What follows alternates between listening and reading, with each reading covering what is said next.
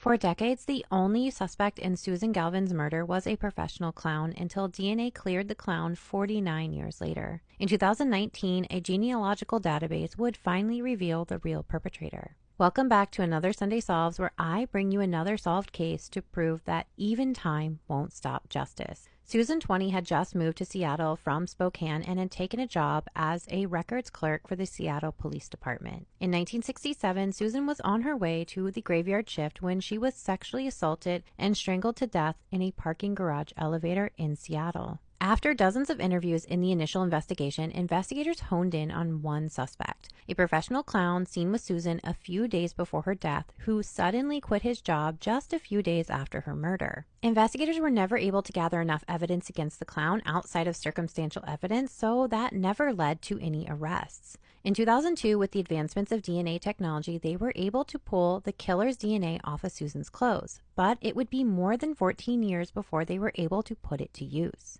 In 2016, investigators were able to track down the clown from Utah and finally take and test his DNA against the DNA profile pulled from Susan's clothes, and after 4 decades, this finally ruled him out. In 2018, the arrest of the Golden State Killer and the investigative and DNA advancements used to solve that case became the new standard. Familiar DNA became a new tool that gave hope to families and investigators, especially in cases that had gone unsolved for decades. Me&23, Ancestry, and GEDmatch are a few popular websites that have a public genealogy database that not only lets users find relatives, but also help police in murder investigations. When Seattle investigators learned about the new advancements and the fact that they still had DNA from Susan's case, it put her case at the top of the list next to be tested. In 2019, Seattle police would provide the killer's DNA to Parabon Nanolabs in Western Virginia, and genealogist Cece Moore, who's well known for her work on Finding Your Roots, used the public genealogy database from GEDmatch to begin to create a family tree of the killer's DNA, and that led them to Frank Whippich. Once they had the name, they began searching for Frank so they could test his DNA against the samples pulled in 2002.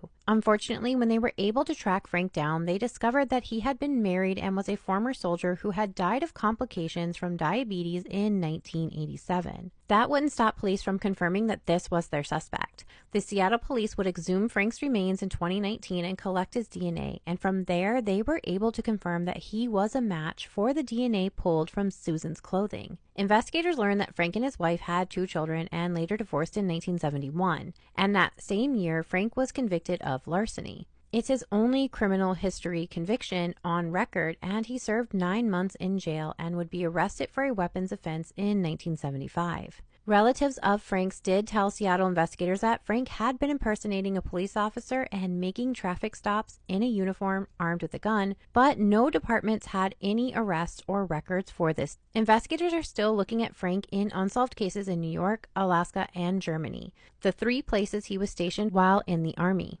Seattle investigators give huge credit to this case being solved because everyone in the Seattle Police Department that worked Susan's case in 1967 worked it as if they knew all the pieces of evidence that they collected would one day bring them to Susan's killer. I can't wait to watch more and more of these cases finally be solved. I will catch you all back here next Sunday for another Sunday Solved.